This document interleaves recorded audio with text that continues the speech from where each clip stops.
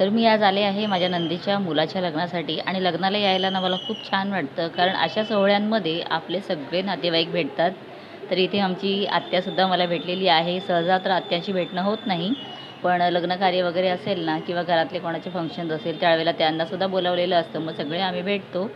त्यानंतर इथे आता नवरा नवरीची सप्तपदी चालू आहेत आणि खूप छान वाटतं ह्या सगळ्या गोष्टी पाहताना ना. आपल्या वेळेची सुद्धा आठवण येते आणि त्यानंतर दोघांचा सुद्धा एकदम ग्रँड वेलकम असं झालेलं आहे. रिसेप्शन पार्टीला सुरुवात करण्यात आलेली होती आणि खूप सुंदर वाटत होता दोघांचाही जोडा. त्यानंतर इथे रुखवत सगळं सुंदर असं सजवलेलं, तर म्हटलं चला ते सुद्धा पाहूया.